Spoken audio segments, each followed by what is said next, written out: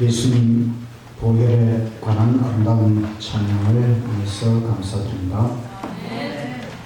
우리의 죄를 씻을 수 있는 예수님의 보혈, 흘리신 보혈이 있다는 것은 얼마나 감사한 일입니까?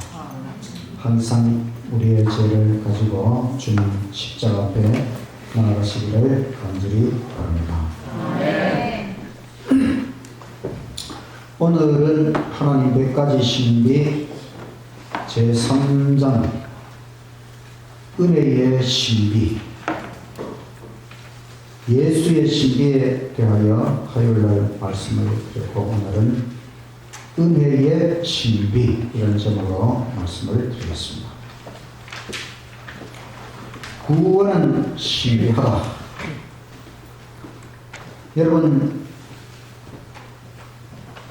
구원 받았습니까? 네. 확신하십니까? 네. 무엇으로 확신하십니까? 저는 예수님의 구원을 확신하는 12가지 믿음, 이렇게 정리해 보았습니다. 첫 번째는 십자가, 바로 나의 구원을 위해 예수님께서 십자가를 지셨지요. 십자가를 바라보면 구원의 확신이 있습니까? 네. 두 번째는 칭의. 칭의라고 하는 것은 불의, 우리가 불의하지만은, 의롭지 못하지만은 예수님 앞에 나아갈 때에 그리스도 안에서 나를 의롭다고 칭하신다, 선포하신다. 칭의, 칭의의 복음, 성경의 놀라운 복음입니다. 세 번째는 선물. 구원은 하나님의 선물이지요. 선물을 주시니 우리가 받는 것입니다. 네 번째는 성경. 성경의 중심 주제는 구원입니다. 얼마든지 성경을 통하여 구원에 대하여 확신할 수 있다. 다섯 번째, 언약. 구원은 하나님의 약속입니다. 하나님은 반드시 약속을 이루신다. 여섯 번째, 하나님의 사랑. 하나님의 사랑이 구원의 기초이지요. 일곱 번째, 회개. 회개하면 다 용서하십니다. 여덟 번째, 강도. 예수님 십자가 옆에 강도도 구원받았습니다. 그 사람 뭐 잘한 거 있습니까? 죽기 전에 예수님 믿고 천국에 가도록 해달라고 예수님께 부탁한 것밖에 없습니다. 그런데 예수님께서 구원하셨습니다. 그러니 우리도 예수님 앞에 나아가면 얼마든지 구원하십니다. 아홉 번째, 값 없이 생명수를 주신다고 했습니다. 값을 매기면 아무도 살 수가 없기 때문에 값 없이 주십니다. 열 번째, 조사심판. 다 구원을 확신하다가 조사심판만 하면 확신이 없어지지요. 그러나 조사심판은 나의 영원한 구원을 위한 무죄 선언 심판입니다. 우리를 완전히 속죄하시고 완전 무죄 선언하기 위한 조사심판임을 깨달으면 됩니다. 성화 중. 우리가 성화가 다 된 게 아니고 성화 중에 있습니다. 나는 부족하여도 주님은 버리지 않으신다. 12번째, 악착 같은 마음. 내가 포기하지만 않으면 천국 갑니다. 미리 포기하지 마십시오. 내가 포기하지 않으면 절대로 예수님께서 먼저 포기하는 법은 없습니다. 그래서 저는 이런 12가지 믿음을 가지고 내가 분명히 천국에 갈 수 있다고 하는 것, 주님과 함께 영원한 생명을 지금부터 누린다고 하는 것 확신합니다. 나는 부족하여도 영접하실 그이니 영광나라 계신 임금 우리 예수시로다. 그러나 이렇게 말해도 한없이 부족한 사람이 저 같은 사람인데, 저 같은 사람을 구원하시는 예수님의 구원은 신비한 것입니다. 겸손히 외쳐봅니다. 나도 구원 받았다. 날마다 구원의 확신이 충만한 삶, 오직 믿음으로 살아가시기를 간절히 바랍니다. 성경에서 이것만 있으면 뭐든지 할 수 있다 이렇게 말한 것이 있어요. 너희들이 이것만 있으면 무엇이든지 할 수 있다. 믿음입니다. 믿음. 이 믿음은 여러분 책이 없지요. 작년에 이걸 했기 때문에 작년에 제가 이 설교를 했는데, 마태복음 17장 20절에 만일 너희에게 믿음이 겨자씨 한 알만큼만 있어도 이 산을 명하여 여기서 저기로 옮겨지라 하면 옮겨질 것이요 또 너희가 못할 것이 없으리라. 뒤에 있는 황영산을 저 울숙도로 옮길 수 있겠습니까?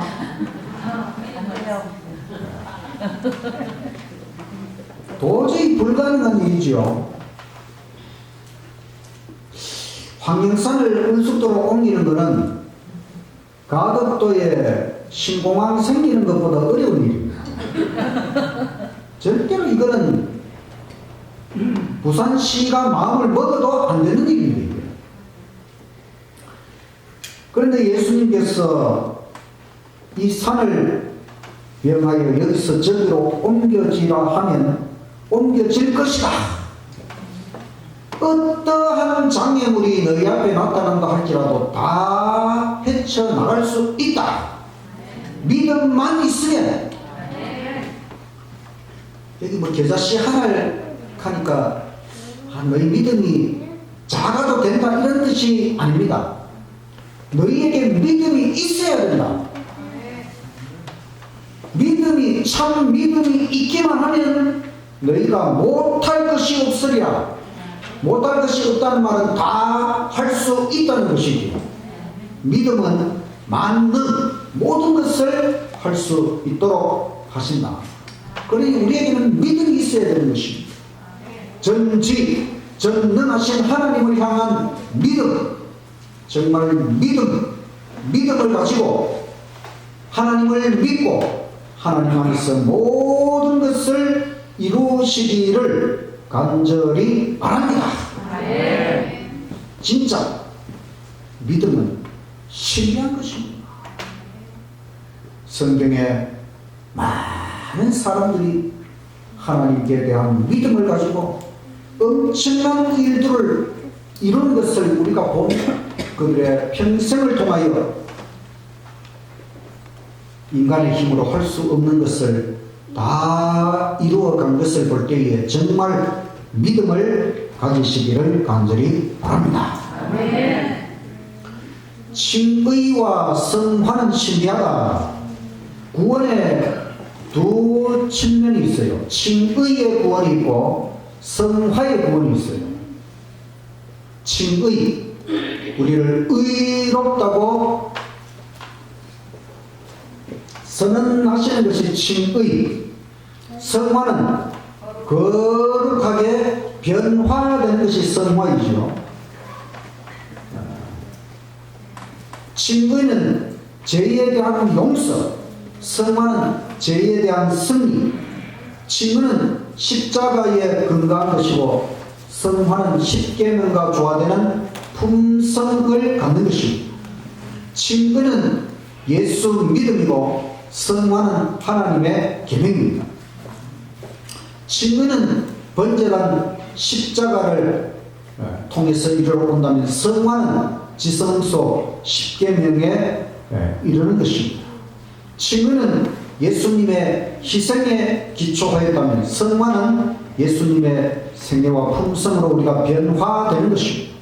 그래서 칭의는 입혀주시는 의, 우리의 더러운 옷을 벗기시고 예수님의 의의 옷을 완전히 입혀주시는 것입니다.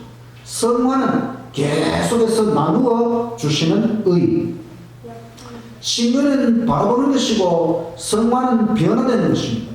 칭의는 진정한 해결을 통해 이르러오는 것이고 성화는 자연스러운 순종으로 나아가는 것입니다. 칭의, 날마다 우리에게는 칭의의 복음이 필요하고 날마다 우리에게는 성화의 복음이 필요합니다. 칭의는 예수님을 바라보는 것이고 성화는 예수님을 닮아가는 것입니다. 칭의는 예수님을 믿는 것이고 성화는 예수님의 믿음을 우리도 가지는 것입니다. 칭의는 예수님의 은혜가 충만한 것이고 성화는 성령 충만한 생애를 살아가는 것입니다. 칭의를 통하여 우리는 은혜 충만한 사람이 되는 것이고 성화를 통하여 우리는 사랑이 충만한 사람이 되는 것입니다. 여러분, 우리가 불의한데 예수님이 우리를 칭의, 의롭다고 선언해 주시니 얼마나 감사하고 은혜롭습니까? 그러니 우리도 모든 사람에게 은혜 충만한 사람이 되어야 되고 또 사랑이 충만한 사람이 되어야 된다. 칭의는 예수 안에 있는 나. 반대말은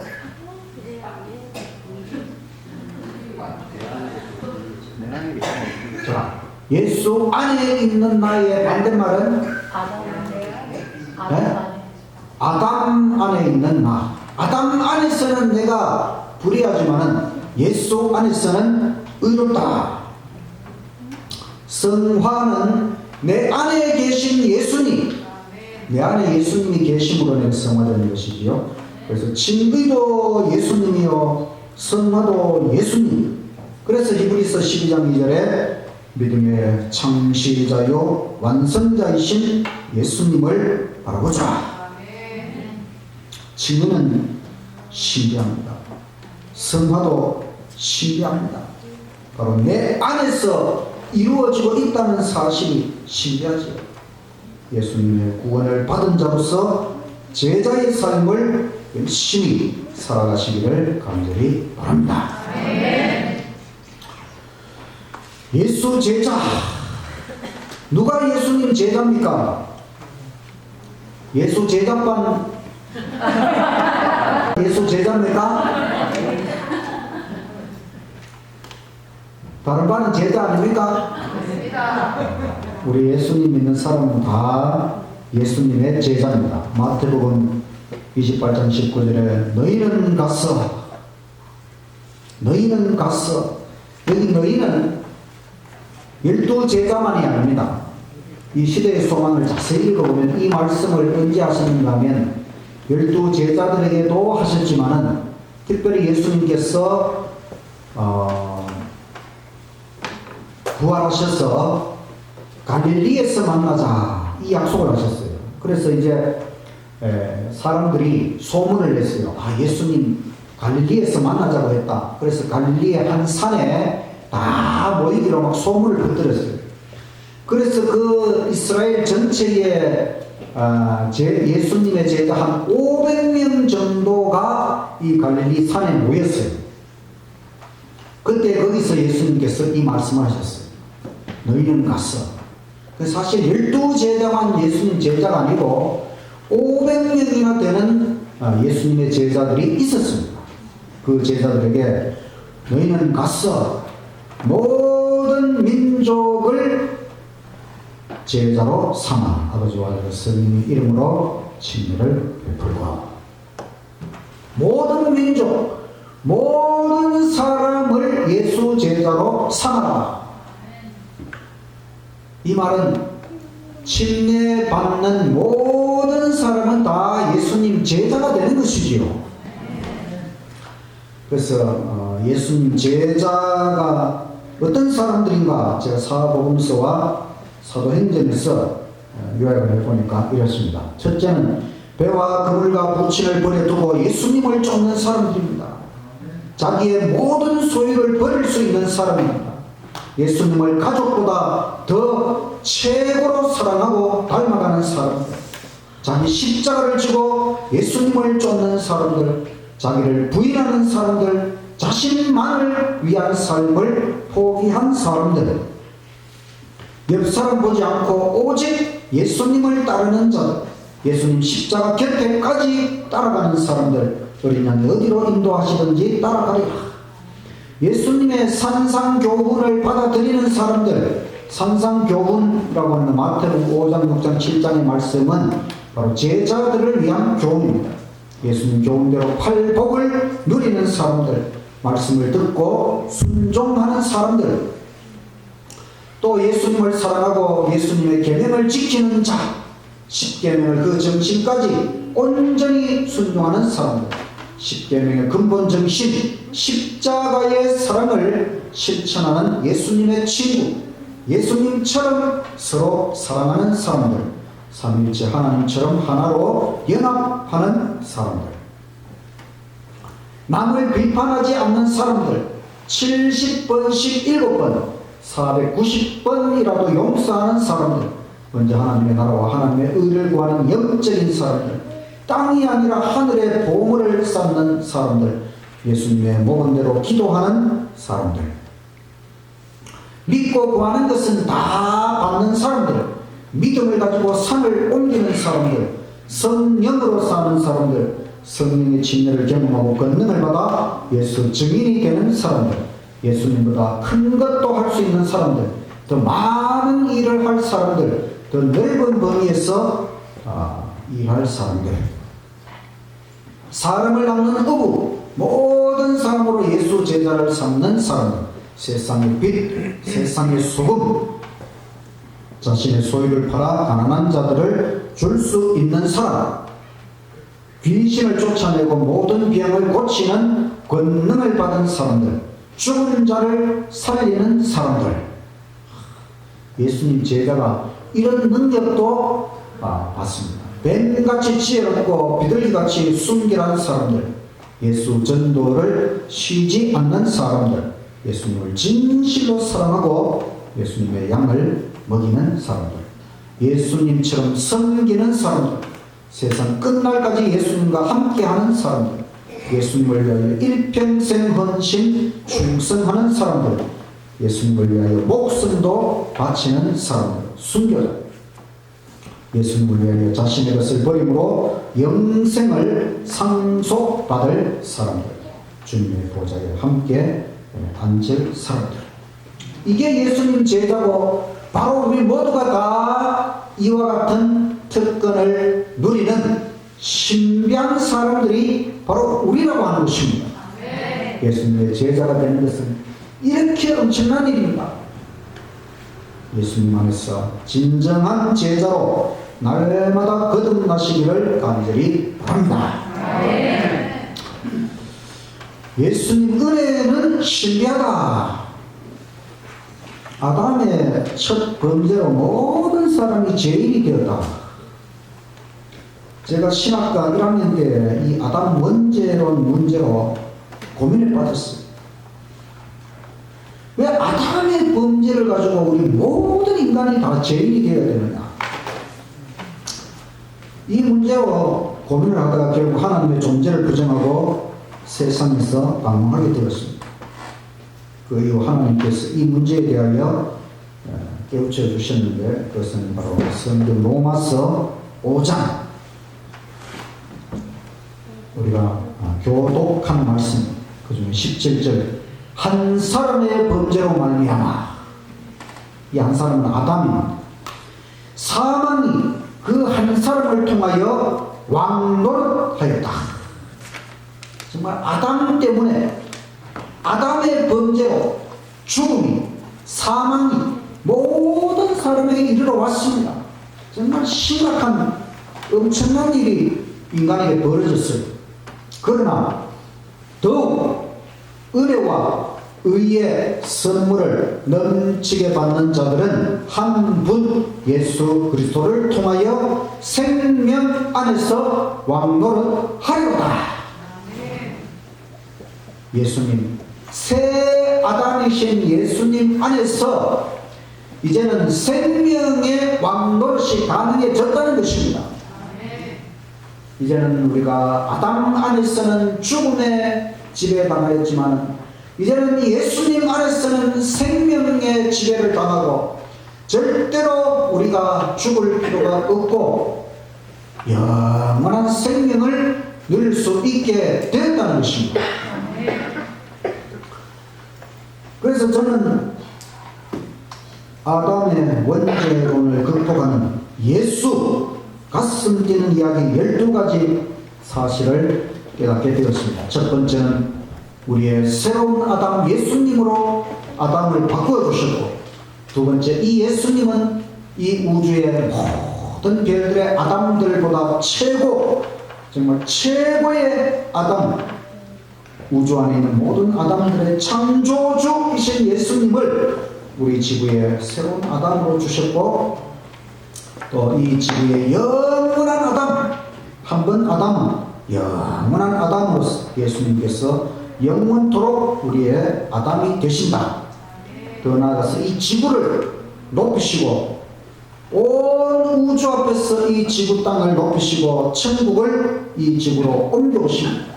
그 다음에 우리는 하늘 천사에 비워진 그 자리, 3분의 1의 그 타락한 천사의 자리를 지구에서 구원함을 받은 우리가 그 자리를 차지하게 될 것이고, 또 우리는 하나님 보좌 가장 가까이에서 살게 됩니다. 이것보다 더 큰 은혜와 특권이 없지요. 예수님과 함께 1000년 동안, 그 다음에 세세토록 왕노릇하게 될 것이다. 우리는 예수님의 동생들이 되었고, 아버지께서는 우리를 예수님 같은 아들로 맞아주시고, 우리는 우주에서 최고의 특권을 누리게 되는 것입니다. 주님 보좌에 함께 앉아서 삼위일체 하나님 속으로 영원히 들어가게 될 것입니다. 원상 회복을 초월하는 보너스, 이게 은혜라고 하는 것입니다. 지구가 그냥 원상 회복이 아니지요.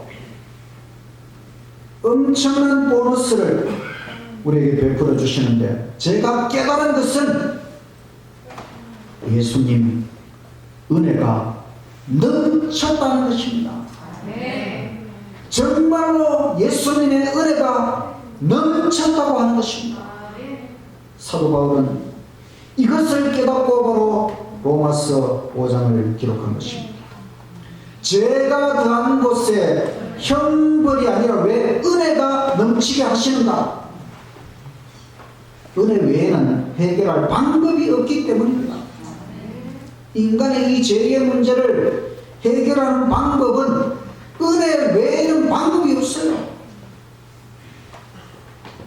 이왕 베푸는 은혜 넘치게 하시는 것입니다. 이게 반전시키는 것이죠. 이것이 하나님의 지혜입니다.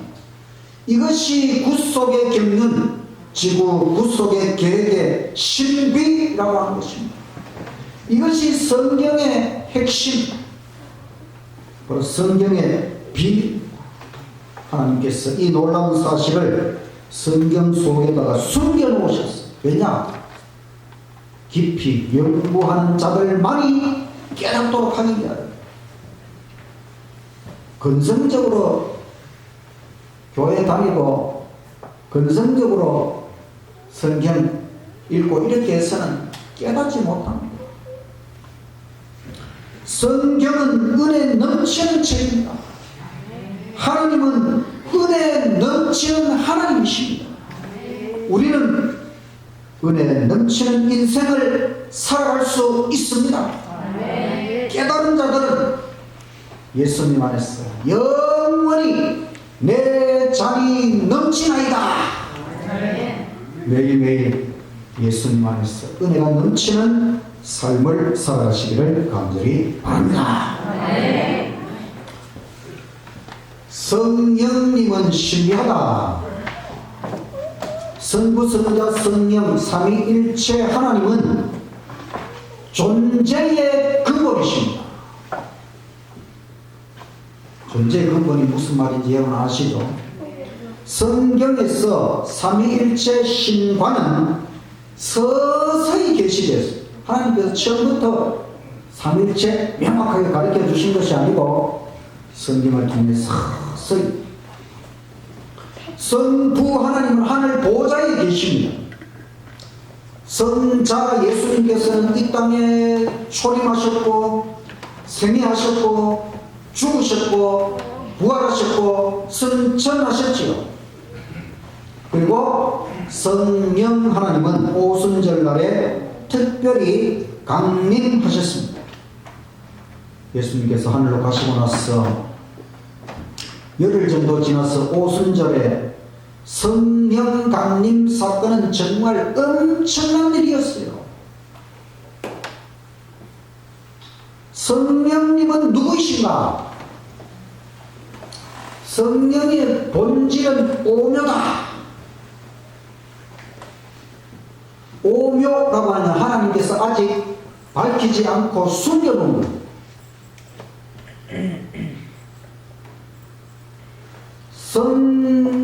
성경의 계시자인 성령께서는 겸손하게 자신을 숨기십니다. 자, 제가 방금 말한 것이 무슨 뜻인지 이해하십니까, 여러분?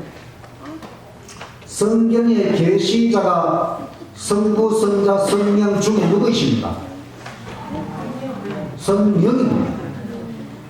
모든 성경을 계시하여 선지자들에게 기록하도록 하신 주체가 성부, 성자, 성령 중에 성령입니다.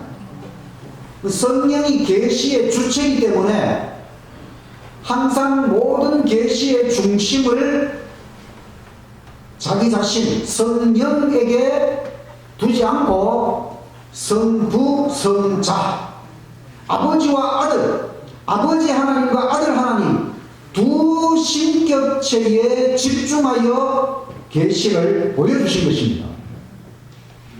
그러므로 성경을 읽을 때에 성경에서 아버지 하나님 그리고 예수님에 대해서는 잘 나타나 있으니까 잘 깨달아요.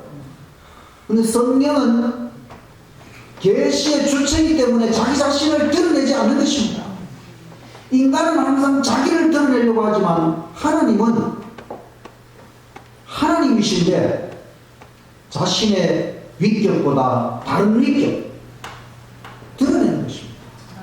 이것을 우리가 오해를 하면 안 돼요. 성경을 읽다가 아버지와 예수님은 잘 나타나니까 성령은 마치 하나님이 아닌 것으로 오해를 하는 사람들이 있어요. 그건 성경을 정확하게 이해를 못한 것입니다. 성경의 계시자가 성령이라고 하는 걸 깨달아야 성령께서 하나님이 아니기 때문에 자신을 숨기는 것이 아니고 계시의 주체이기 때문에 성령께서는 자신을 숨기면서 아버지와 아들을 드러내셨다. 그래서 성령의 존재는 오묘이지만은 성령의 활동은 분명하고 놀랍습니다.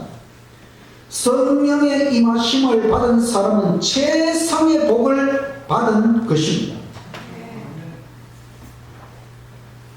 여러분, 어떻게 갈릴리의 그 어부 출신 베드로와 요한 이런 사람들이 그렇게 예수님의 제자가 되어서 물론 3년 동안 따라다닌 것도 있지만 그 다음에 그들이 이렇게 헬라어로 성경을 기록하고 이렇게 세계 선교의 성공에 서기까지 그 모든 것은 오순절 성령 강림으로 말미암아 성령의 능력이 그들에게 임함으로 그들이 예수님을 위한 최고의 증인이 될 수 있었다. 그래서 우리 그리스도인이 받는 최고의 찬사는 성령 충만한 사람이다. 야, 저 사람 정말 성령 충만한 사람이다. 저 목사님 성령 충만한 목사님이다. 저 장로님은 성령 충만한 장로님이다. 저 집사님은 성령 충만한 집사님이다. 이게 우리 인간이 받을 수 있는 최고의 찬사라고 하는 것입니다. 성경에 그런 찬사를 받은 사람이 있습니까? 예. 7 집사로 뽑힌 사람들이 다 성령 충만한 사람들입니다. 성령은 사람들에게 진리를 가르치십니다. 진리가 뭐냐? 성경에 10대 진리가 있어요.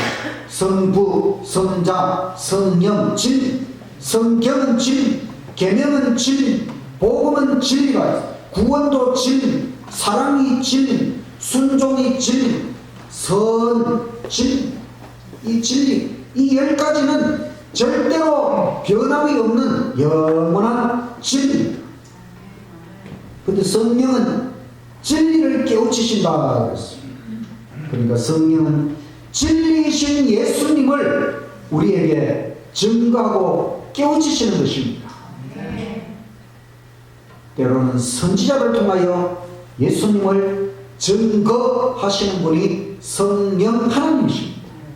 그래서 계시록에는 예수의 증거, 남은교회의 예수의 증거, 예수님을 증거하는 성령께서 선지자를 통하여 예수님을 증거하십니다. 성부는 보좌에 앉아 계시고 성자 예수님은 보좌 우편에 계시고 성령은 우리의 마음에 위치하신다는 것입니다. 얼마나 엄청난 일입니까 여러분. 하늘 보좌를 버리시고 이 땅에 우리의 마음에 모든 사람의 마음에 성령께서 함께 하신다고 합니다. 성령은 사람들에게 다양한 은사를 나누어 주십니다. 성령은 복음 증거의 원동력입니다. 교회 성장의 원동력이십니다. 그러니 우리는 성령 없이는 결코 안 되는 것입니다.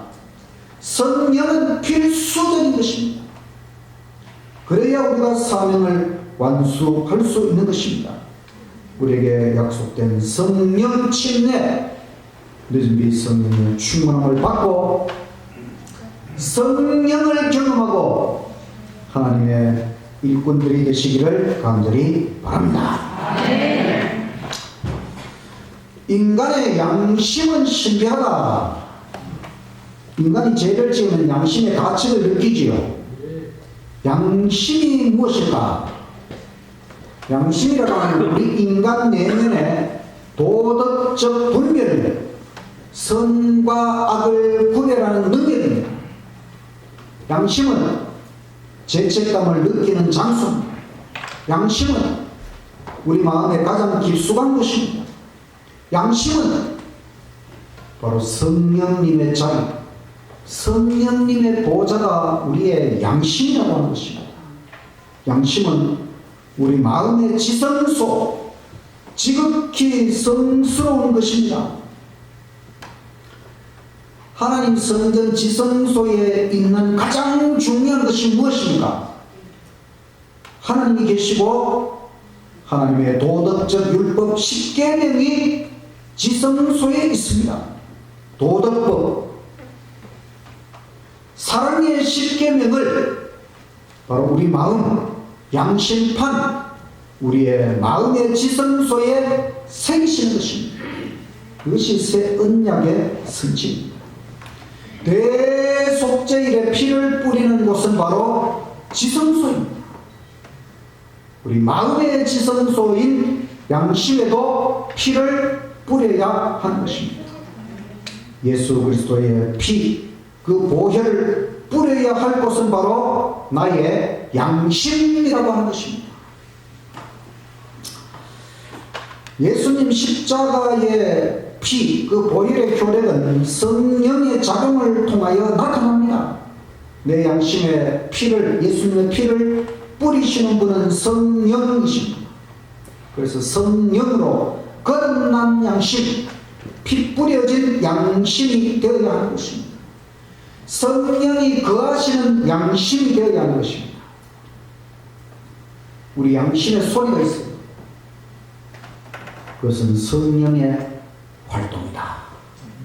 전문보감 2권 389쪽에 있는 말씀. 우리 마음에 양심에 자꾸 소리가 들린다고 하는 하나님의 성령이 작용하고 있는 것입니다.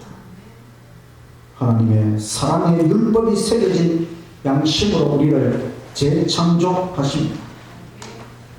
자, 그럼 양심이 어디 있을까? 양심이 머리에 있을까요? 내 심장에 있을까요? 머리. 양심을 어기면 어디가 뜁니까? 심장. 머리가 막 뛰는 사람 있어요. 머리와 심장이 하나가 되는 부분이 있어요.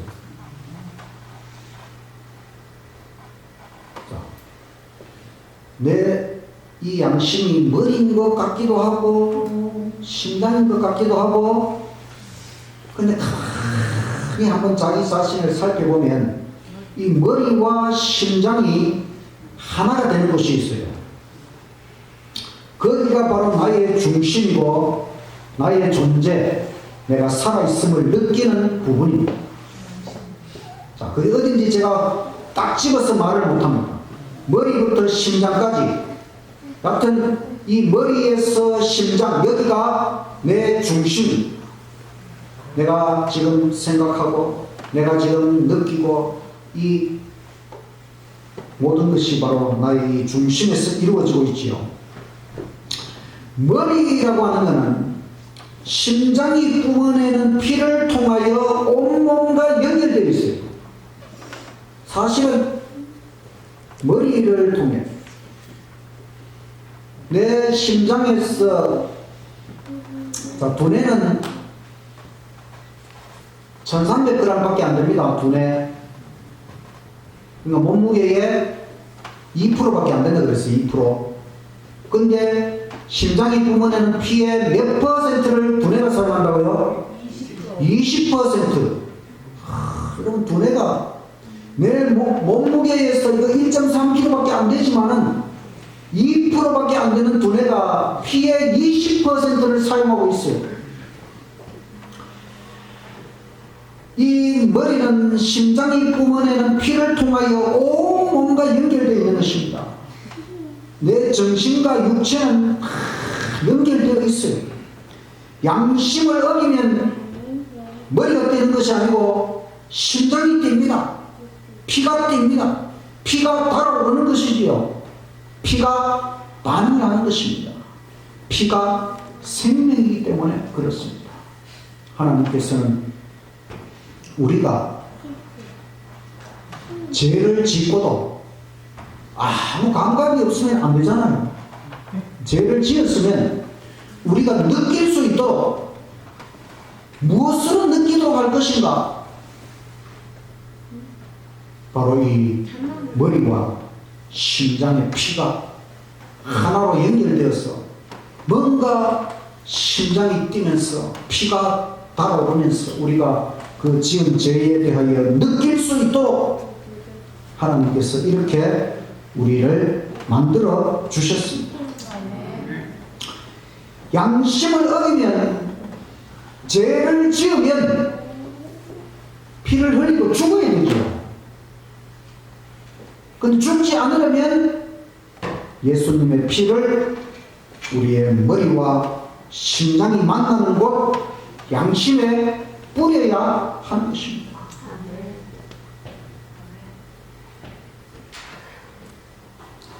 근데 우리는, 모든 사람은 죄를 짓고 잘못을 저지르고 그게 드러나면 일단 변명부터 하고 봅니다.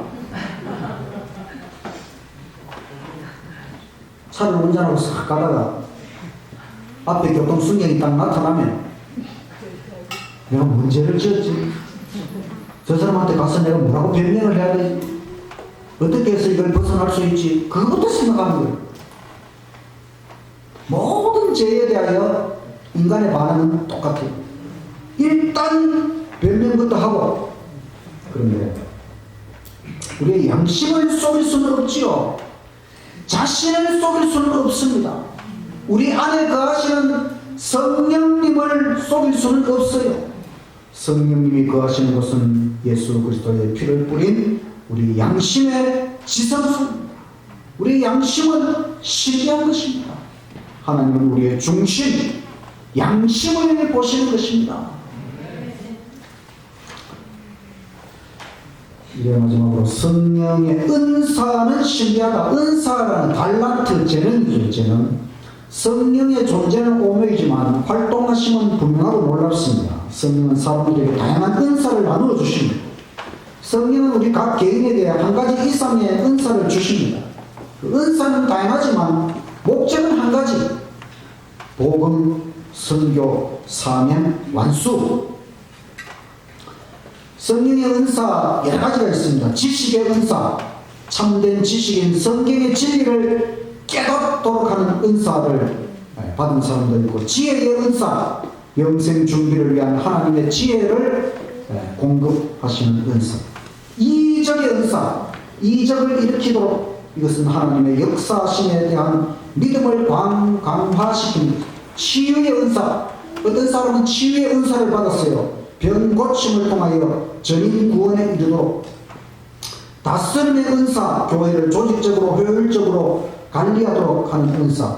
방언의 은사, 복음 전파를 위한 외국어 구사 능력. 분별의 은사, 성령과 거짓 영을 분별하는 능력. 이 외에도 친절함, 또 봉사, 중보 기도, 위로, 가르침, 기술, 솜씨, 요리, 베풀기, 음악, 전도, 믿음 등등 많은 은사가 있어요. 그런데 가장 큰 은사는 뭐다? 사랑.